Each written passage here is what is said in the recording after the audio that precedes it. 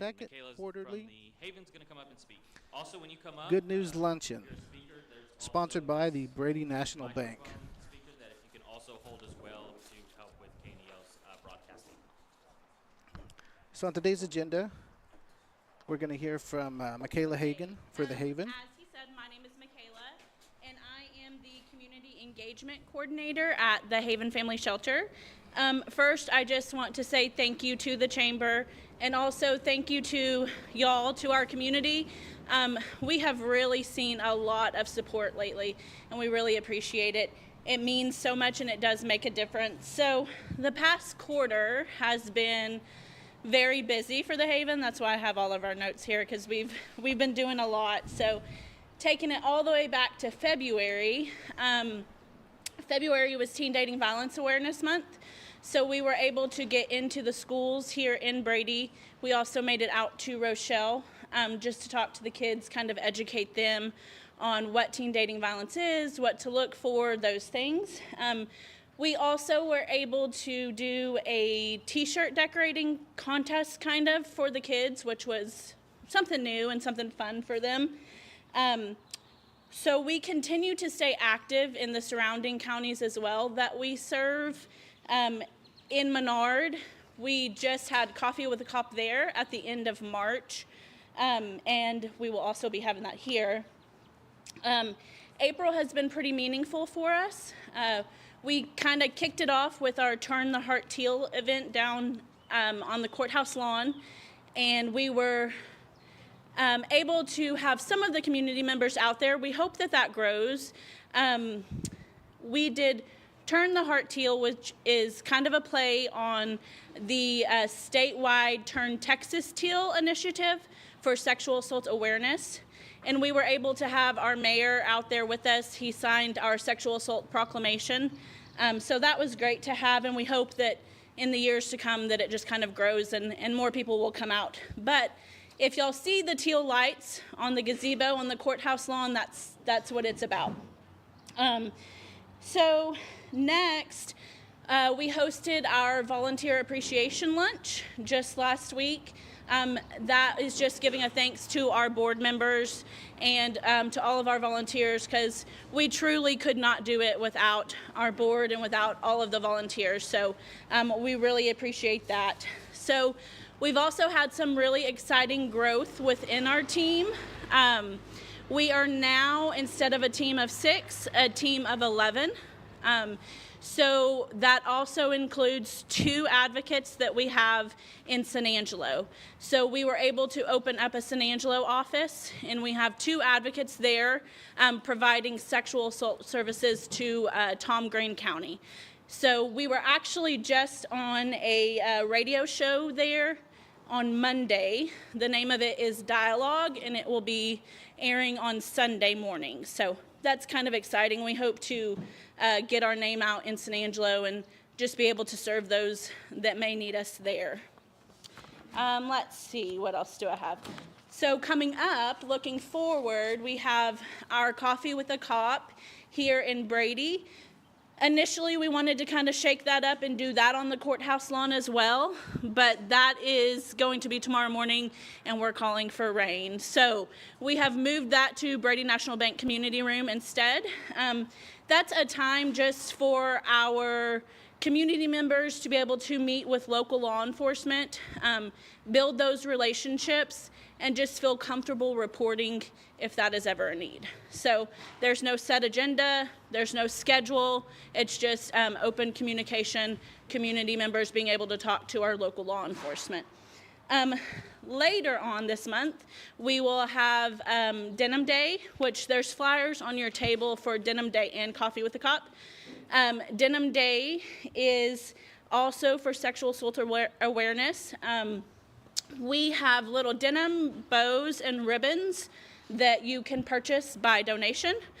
So if you would like to participate, you can purchase those, and then we will come around on the 29th and take pictures, also just in support, again, for sexual assault awareness. And then in early June, we have Memorial Drive United Methodist Church out of Houston. coming to help us renovate our backyard and our play area at the shelter, so that the kiddos that stay there will have nice, safe, updated little playscape and a good place for them to be able to get out. So we are really looking forward to that. We will also hopefully host a open house. I think that this has happened at the shelter maybe way long ago when it opened, but we haven't done one since. So in June, we're hoping to get the shelter open to the community. That way you guys can come in and see what all has been done, kind of where your dollars go, all the way back to when the flood happened. So we have been renovating since then, and we are just needing our backyard, and once that's complete, we would love to have all of y'all in there just to see kind of where we have come. So while events and outreach are really important, and it's what we love to do, the heart of what we do will always be with our clients and who we serve. So since January, we have served 51 clients. So that's clients that have needed shelter, counseling, some sort of support that we can provide to them, you know, during one of the hardest times of their lives. So we've had 51 clients. That includes 40 new clients, 11 continuing clients, which is 46 females and 5 males. And this adds up to a total of 2,854 services provided over 1,809 hours. So all of those numbers mean a lot to us, but we know that the real impact here is the lives that are being changed, and we could not do that without you all and the community support that we get. So again, thank you all so much, and we hope to see you tomorrow morning at Brady National Bank Community Room for Coffee with a Cop. Thank you.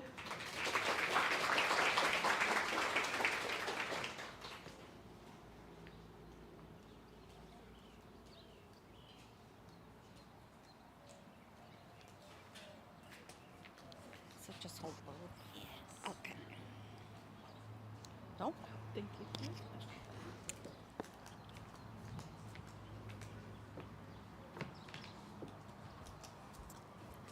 Hello, everyone. My name is Alma Pedrosa, and I'm with Concho Valley Workforce Development Board. And what we do at the board, we oversee the workforce. And so I wanted to go over some things that we can help not only employers, but also customers. For the employers, we can post a job. If you have an opening, you want to post it. We cover Brady. We cover 13 counties, and Brady's one of them. So we can post a job for you. We can do a job fair for you. I know we were here not too long ago with the news store. And we can come to you. You can come to us. We will help you with whatever we can. We also offer virtual job fairs where you don't have to be there in person. So that's available as well. We offer Work in Texas. That's our website, where you as an employer can go in and search for new employees. And we also have customers that will sign up and work in Texas, and that's how we match the employer with the customer. We also screen resumes. If you don't have time to look over resumes, we can do that for you as well. Testing. If you think, okay, this person says they can type 100 words a minute, we can test them and make sure that that's correct. Labor market information. A lot of times, a company will say, well, why am I losing everyone? Why are they leaving? Well, we can provide you labor market information, which will tell you for this particular job, this is how much you're supposed to be paying. So sometimes that will help. We also offer for employers, we offer the WOTC, which is Work Opportunity Tax Credit. And if you want to know more about that, you can always reach out to me. I can explain that to you. It's a very good program for employers. You get, in other words, you get money back. If you hire, for example, veterans is one of the ones that I can think of top of my head. We also have a program that if you give the opportunity to someone that has a record, we can bond that position. If you want more information, please get with me and I'll be able to explain that to you. We also offer on-the-job training, which you can train someone. You're not actually hiring them yet, but you can train them. We can help you with paying for that. And then, of course, it's up to you if you want to keep that person after the job training. We also offer the work experience and subsidized employment. That also, we can help you pay for that. We'll pay a portion of their salary. Again, if you want more information, please just raise your hand and I can go to you, or you can come to my table. I'm way back there. I was close to the food. Also for employers, Texas Workforce Commission is offering a Texas Conference for Employers where you will learn more about employment laws. This will be in September in San Angelo. I did put some flyers on your tables, so please, if you have any questions, let us know, or just go to the QR code and sign up for it. Now for the customers. For the customers, we also assist with registering and work in Texas. We have a resource room at Workforce Solutions where we have staff. That way when the customer goes in, if they need any help with anything, the staff will be able to assist them. You know, a lot of people, well, what do I do with the computer? You know, especially elderlies like me. So they're there to help them. If they want to apply for a job but they don't know how to get to that website, they will be able to help them. Resume writing, we help with that as well. A lot of times, you know, people that has been working for this company for 30, 40 years, back then you didn't need a resume. You know, you would just go in and apply and you're hired. Well, now, you know, you have the resume, the first interview, second interview. So we help them with that. And that was my next one, mock interviews. We do help with that by appointment only. And then we also have the training department, which is the department that will work with colleges around. We have Howard, we have ASU, we work with, who else do we work with? I can't think of the other one. But if you lose your job, especially if you were laid off, you will automatically, more than likely, qualify for training. So let's say that you worked as a secretary, now you're interested in nursing, we might be able to help you with that.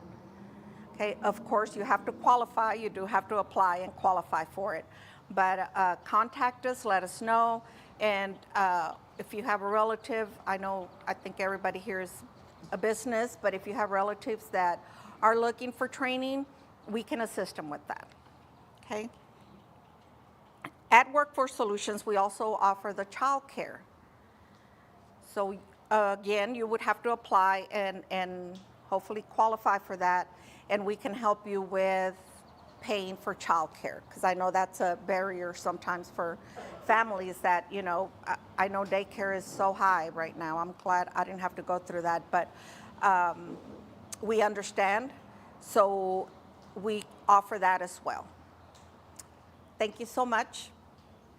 Y'all have a good day.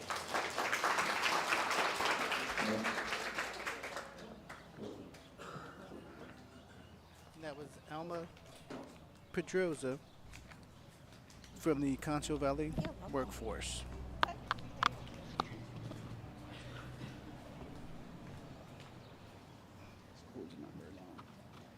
All right, everybody. I'm David Bernard. I know probably most of y'all in here. I'm not very social, but as you can see, I didn't have a choice today. Me either. So I'm also the brand new Human Resource Director at our local hospital. So excited to be here representing our healthcare facility here in Brady. So the good news going on at the hospital right now, a few things. We've got 4 providers right now, and one of them's right here, and we are right now actively looking for a new physician. So that's good. Also, we have received a congressional appropriations from the August Pfluger that will replace one of our outdated MRI, the only MRI machine that we have, with a brand new state-of-the-art MRI machine. Hopefully within the next 6 months. We don't have any definitive information on that yet, so that's good. The new building, I'm sure everybody wants to know what's going on in that new building. That is the Center for Education and Opportunities. The inside joke is that's the CEO building. Don't tell Tim that. But it will house clinical and nursing students from our affiliated colleges such as A&M and Texas Tech, and so that's a good thing. But it also is where we have our newest program called PIR. And I'm going to let Allie kind of really go into the details of that because she's over that program and she's seen the results and it's awesome. But WellCell is the company that, it's a privately held company that did the research and development, biotechnology healthcare organization, and they're headquartered out of Houston. They are the developer, licensor, and steward of PIR. I'm not going to say it. It's hard to say. This technology is built on peer-reviewed research and validated methodologies aligned with clinical trial rigor. So, Allie, you can get after it. Okay. This can be a quite complex thing, so I'll try to simplify it to terms. But if y'all have any questions or anyone interested after this, feel free to holler at me, and we'll. Sorry, I'm not good at this, okay? Also, by the way, I'm Allie Jordan. I'm a nurse practitioner at Brady Medical Clinic. I'm associated with Heart of Texas Healthcare System here. So I've been at the clinic for about 3 years. Local Brady, I know most of y'all here, so hello. I'm not a public speaker. I can speak to a room and tell you about anything and anything you want to know, but speaking in front of y'all is a little different. Anywho, what we are doing in this new beautiful building that we soon to have some sort of like an open house thing once we get everything kind of situated is physiologic insulin resensitization. Say that 3 times fast. I test my patients with this every week. So, anywho, we are using your body's natural response to insulin and basically make it work better for you. So we're using it as a hormone rather than the drug that you see, that we have been using it for type 2 diabetes. So when we're looking at the what we are helping is type 2 diabetics, those insulin resistant, those with metabolic syndrome, have had really good results. We've been at this for a little over 3 months now, have about 20-something patients. I know it may not sound like that much, but it actually is a really good amount. We have a pretty good list for it too. We're building up our program, so we're only limited to about 8 chairs in time because I'm still doing this program. If you have heard me out and around the community, Allie's in the hospital 2 days a week now. Well, it's because I'm running this 2 days a week. I'm still seeing clinic patients as well, so it's just a balance between the two, and we're trying to get that across the board to flow a little bit easier. So, anywho, with that, we have 8 chairs. We're working to build that up to 12, 20, and keep it going.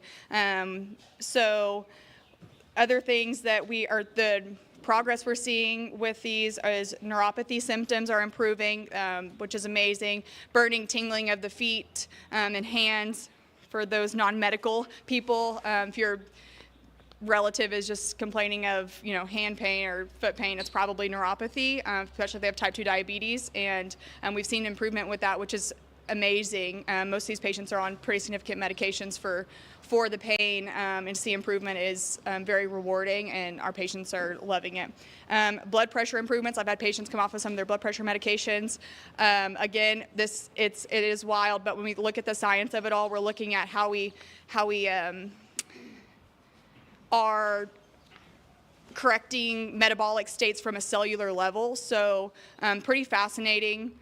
With the science behind this technology that they have created. Wound healing, I've had seen great results with wound healing myself. I've seen great pictures of other clinics having great progress with wound healings, especially like diabetic foot wounds and things like that. So if you know of anybody that needs help, most of these people have been going through this wound care for a long time, and it is hard on those diabetics to see improvement. So that's another miraculous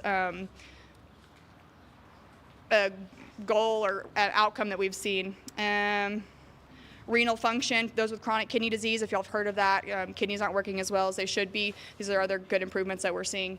And yeah, we're starting, hopefully, FDA trial. There is one over chronic kidney disease going on actively in Arizona, but they're starting one here in Texas, hopefully over the next few months, and we'll luckily be a part of that. So excited for that as well. Very good, very good. Okay. And we're going to leave some handouts at the back for more information if y'all are interested. So. Tina. Okay. Very good. Thanks, David.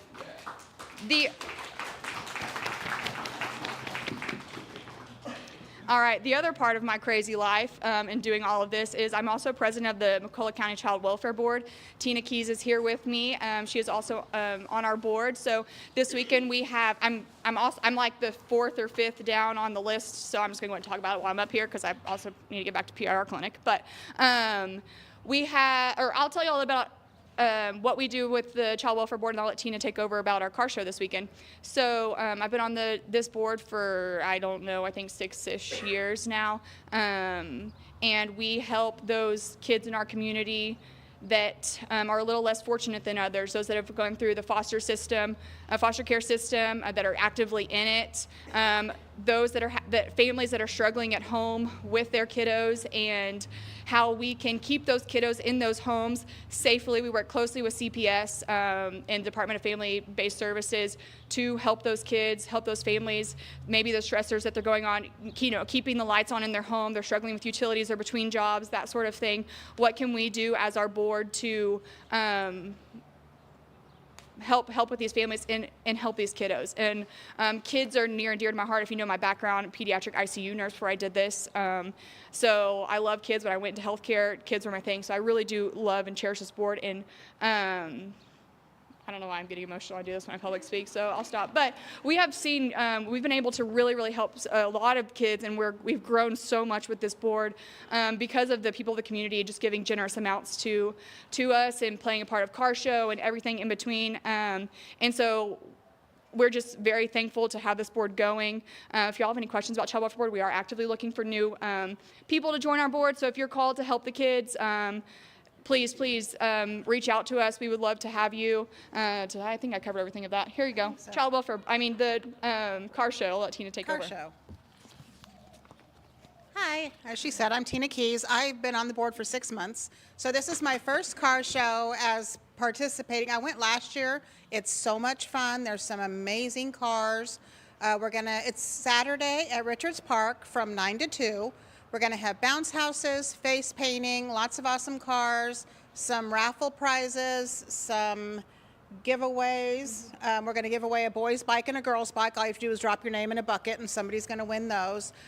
We also have some raffle tickets that we're selling. There's all kinds of awesome things, $500 gift card, 2 of them actually. Fire pit, a Turtle Box Ranger, is that a speaker? Yes. A speaker. A $100 Low Wakey gift card, a 36-inch mechanic creeper. Tickets are $5 each or 5 for $20, so we have some of those. This is the only fundraiser, right, that the Child Welfare Board has, so it's a big deal. We get out there, we have a good time, we try to raise some money, and we'd love to see you all there. Did I miss anything? All the activities for kids are free, so bring your kids, bring your relatives, and we try to do what we can for the kids. So I think that's about it. Okay. Good job. Yay. Who's next?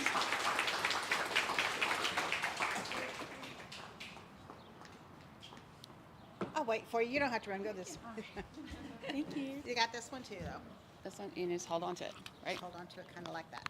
Okay. Got it? Thanks. Now I'm all set up. All right. Hi, I'm Deanna Barley, and I'm here with Raise Your Hand Texas. So we are an organization that is just celebrated its 20th year in existence. So Charles Butt, who is the CEO, founder, grandson of HEB. We wish we had one, right? We know HEB. So he got together with some of his friends, other influential people, and said, hey, public education needs us. You know, our teachers, our kids, our schools, they don't have what they need. We've got to do something. We've got to get kids prepared to move into the workforce in whatever way that happens for them when they get out of high school. We got to do something. And so they formed Raise Your Hand Texas. And Charles Butt privately funds us. He is our only funder. So we don't owe anybody, right? We're a nonprofit and we are nonpartisan, so we don't pick sides. Our job is to go across Texas and our areas and make sure that everybody knows this is what's happening in the legislature regarding public education. This is what you need to know. This is how it affects your schools, your communities, and this is what you can do about it. Okay? So it's just learning how to use your voice in whatever way you feel comfortable with. For some people, that's just telling a friend. For other people, it's sending a text message or becoming part of a call to action or sending emails or meeting with state representatives and their district directors and all these people who can be involved and help us use our voice to make it further to get what we need for our public schools.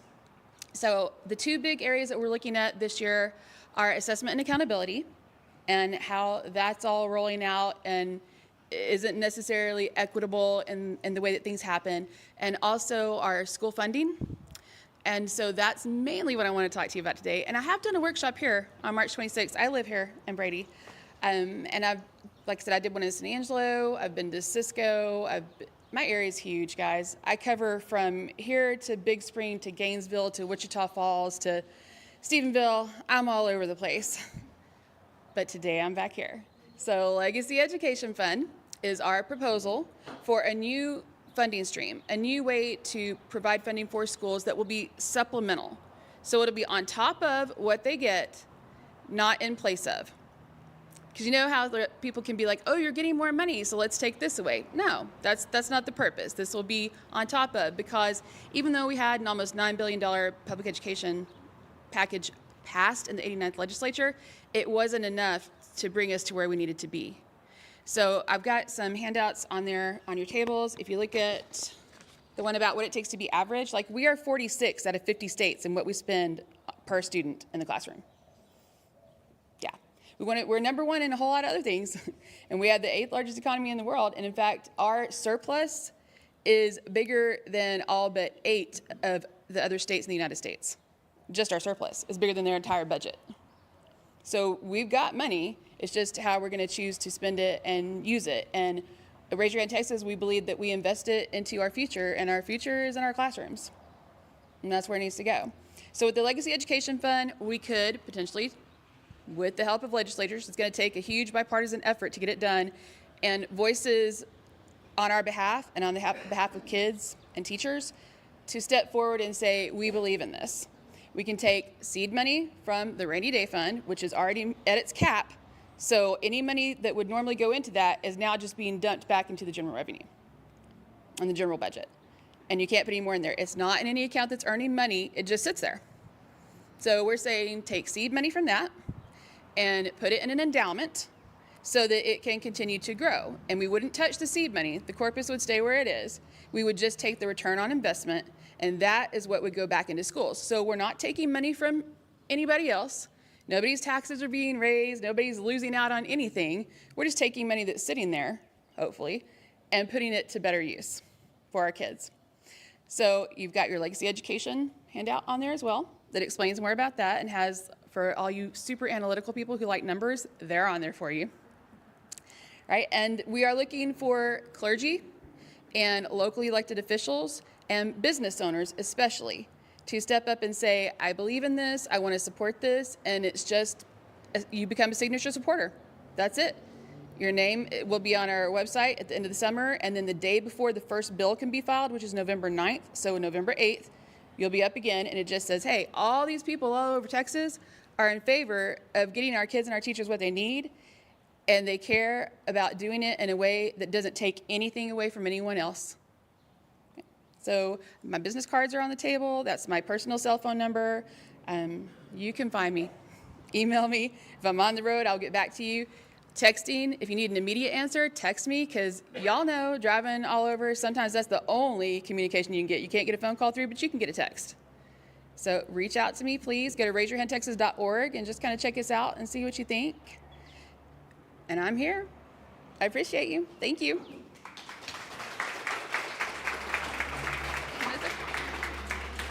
Amal, you taking the big step or the little steps? There you go.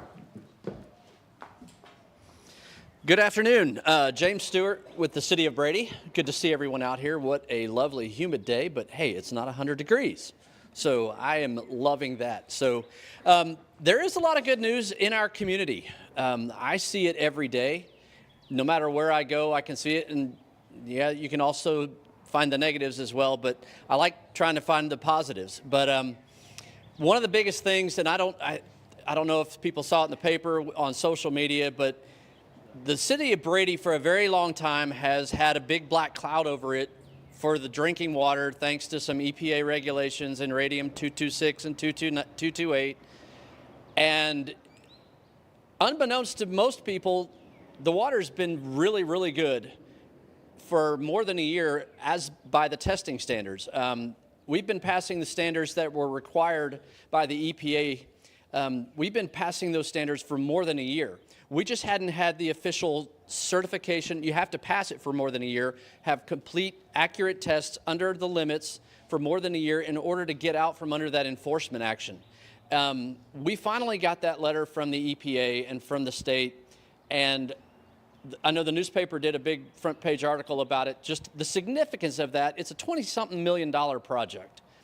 Much of that was financed through the Texas Water Development Board at a 0% interest rate. The fact that we finished this project, Lisa McElrath, our finance director, she's been here 28 years, and I think she was telling me it was 16 years in the making, that it really took from start to finish. But the significance of that is our drinking water is better than most people will ever realize. So much so that I'm even trying to figure out how for us to get a bottling plant of some sort out at the water treatment plant to where we can literally bottle our own water and put a City of Brady logo on it and use that as our marketing campaign. Yes, all the pipes are not replaced. The service lines that go to your house, some of them are newer, some are older. But that's another project that Texas Water Development Board with Senate Bill 24, I believe it is. There's more grant opportunities that are coming up, and I've already been contacted by 2 separate engineering firms looking to. We can apply for up to $10 million worth of grant funding to all has to do with water development, your water system. So we're already looking into doing that and looking at the next level of what we can do to help our infrastructure. So I really can't overstate the importance of the fact that the water we have is some of the best water you can find in the state. I personally believe it was before we even had to deal with the radium, but I can prove it to you now. And we test it weekly. Actually, we test it daily, but the state tests it, I believe, weekly, but it may be monthly. But we have to meet those standards, and you won't see the publication in the paper anymore of we're not meeting the regular standards. So it is a true monumental effort that we actually got to that point. But I really wanted to make that known, shout it from the rooftops, because you all know, if you've lived here for any amount of time, that black cloud of, it's Brady water, and it's pretty important. So I really want to compliment the staff, specifically the ones who've been here way longer than I have. This is a really big accomplishment. So with that, we did have a contingent of city staff and elected officials to go. They actually went to Texas Water Development Board in Austin, which is a group of, technically it's 3 voting members. We made a presentation to them to show our appreciation. And from what I understand, that goes a long way because they know who we are. And we've got more projects on the table. One of them, I'm hoping to get the approval for this. We've got 2 more water projects, one on this side of town, and then tagged along with that is another water line that's going to go straight from one of our inactive wells, and we're going to be able to use that well water that's not treated. We're going to pipe it directly to the golf course and pump it into the pond out there, so we won't have to use treated water to irrigate the golf course. That's all that's being funded. I think the total project, it was $4 million because it's going to redo water lines on this side of town, and then the secondary project is the one line that goes out to the golf course. But all that's in waiting too. It has to be signed off. That's my biggest frustration working for the city of Brady, is how slowly things materialize. I've got so many projects that are ready. We get bids back tomorrow for our new animal control facility, and that's tag teamed with our pickleball courts. We finally got it out for bids. It's been out for 3 weeks. That closes tomorrow. Pray that our contractors who are qualified to apply come in under budget so we can say go, because it's just, literally, the animal control facility, we pulled the trigger on that on October 1. I legitimately, on October, when our budget started, when the council said go, I talked to the architects on October 1, and it's taken that long of me hounding and trying to get and you have to follow through all the hoops, and with the engineering and the design, it just takes that long. So I'm sorry that I don't have tangible evidence of everything that's going on, but it's coming, I promise. So let's see, what else? If you've driven down Blackburn Street, we finally opened up, we went ahead, we kicked FEMA to the curb. Waiting on FEMA for anything, we just got frustrated, and we just took it upon ourselves to go ahead and repair that low water crossing. I apologize that it took so long. It finally got to the point where we literally said, we're just wasting our time hoping to get something from FEMA. Maybe they'll reimburse us for what it costs, but that's at least something. And streets, yep, that's the number one topic of everybody wants to see is what can we do better for streets? Right now, we're just going to be patching potholes. We've got I call it the one-armed bandit. If you've seen it, it's literally a one-person vehicle that pulls up to a pothole, blows it out. It has a joystick-operated boom arm. It blows it out, puts emulsion down in it, puts material in it, and then they run over it and go on down the road. It's not perfect, but it sure is effective. It really is amazing how quickly they can hit potholes here and there. And it's a Band-Aid on an overall problem, but we're addressing that. My city crews are getting ready to do a couple of test strips for street repair. We're going to start, we've got one on the north side we're going to do. We got two on the south side we're going to do. Short little trips, kind of like pilot studies to make sure they know what they're doing. We're doing it properly. We're not trying to bite off too much at one time. We're also picking from the bottom of, we had a vibration study for our streets several years ago. Basically, it tells us which streets are worse with data. So we're picking from the bottom of the list along with which streets don't have utilities right in the middle of them. So we're starting. We're working with what we've got. We're working within our budget, and that way we're starting the budget process, which City Hall folks know it's already underway. And we have to have that. May is when we really get into our budget cycle, and we've got that list lined out.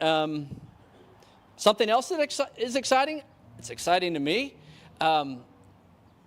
TCEQ has never really been a name that I really like to deal with, but since I've been at City Hall in the last year, they've actually become one of my favorite entities to deal with because they have new people who have an open mind, and as long as you're doing what you're supposed to do, they want to help you. Well, I have procured a permit by rule is what it's called, but we've taken 20 acres of the new lot that we purchased for the landfill, and I'm going to be able to use that area to dig pits in which debris from either abandoned buildings or buildings that have been deemed a public nuisance through the court system, we'll be able to put that demolished material into those pits without affecting our landfill. And the biggest thing about it is we can actually put asbestos-containing materials in said landfills, I say landfill space, but in those pits. That's a really big deal. If you demolish a building, if you've got asbestos in it, right now the closest to anywhere it can be taken is 90 miles up the road in Abilene. there's a lot of stipulations, but essentially what that little pit and that permit by rule is going to allow us to do is through code enforcement, and when we can get this worked out properly, when we have a list that's already growing of abandoned houses or buildings that are actually a public nuisance, they're on the list, and they're gonna be taken care of one way or another. Ideally, it's best for the property owners to do it, but that doesn't always happen. But it's exciting to me the fact that we have an opportunity. Everybody wants our town to be cleaned up. There's not anybody who's going to argue against it. It's high on the priority list. I had a new code enforcement officer who was going to start, and on Monday he called and said, sorry, changed my mind. So that's back open. So check out our job listings. We've got quite a few job openings here in the city of Brady. That's one of the biggest challenges for any business. You all know it. Finding good quality employees who will stick around, who will work. It's always a challenge. But I'm working hard to try and create a culture with the city to really have a team of folks working for you all, the residents who live here. That's what we're here for. We're here to serve you as best as we can. We don't always hit the bullseye. And if there's problems, give me a call. I can't fix it if I don't know it's broken. Had a few calls this morning, but we're here to serve you guys. There's a lot more going on, but oh yeah, we need pool lifeguards. If you know kiddos, we're starting to advertise for pool lifeguards, pool manager. The community likes and uses the pool, and we need lifeguards. Last year we had to modify the hours because we had, and we're looking, actually this afternoon, we're going to see what we can do about pay scale and make it more competitive with folks down the road, things like that. But really, it's for the community. That's what it's there for. And we appreciate y'all. So I can go on forever, but I better just stop. Thank y'all.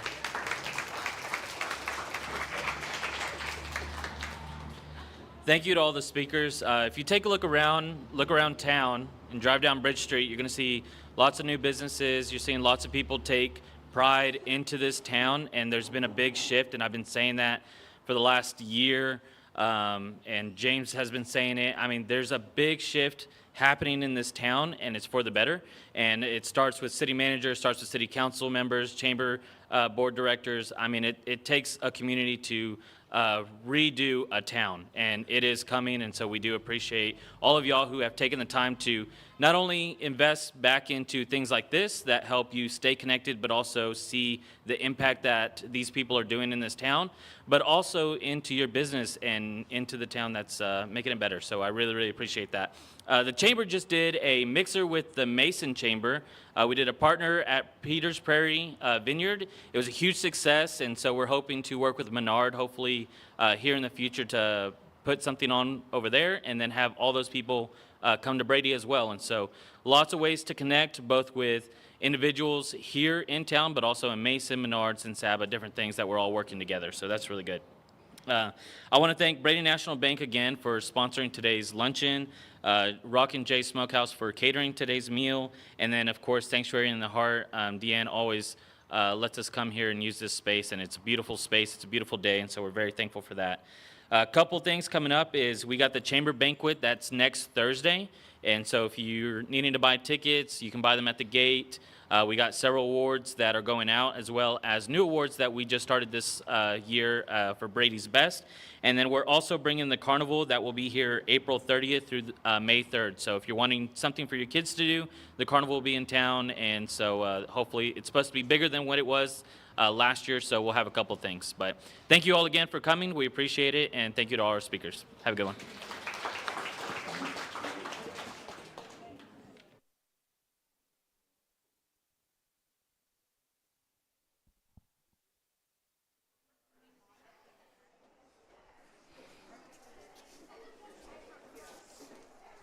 Coach, just a quick recap of the second quarter Good News Luncheon. We heard from Michaela Hagan from the Haven, Alma Pedroza from Concho Valley Workforce, David Bernard and Allie Jordan for the Heart of Texas Healthcare, Allie Jordan and Tina Keys for the Child Welfare Board, Deanna Barley for Raise Your Hand Texas, and James Stewart for the City of Brady. So the Quarterly Good News Business Luncheon is an opportunity for city and county government units, businesses, schools, and charitable organizations to celebrate the positive things happening in the community. This presentation of Brady-McCullough County Chamber of Commerce second Quarterly Good News Luncheon has been brought to you by Brady National Bank. You can rewatch this broadcast on KNEL's Facebook page or on the KNEL Sports Live YouTube channel. Thank you for tuning into KNEL TV and KNEL 1490 AM for today's broadcast.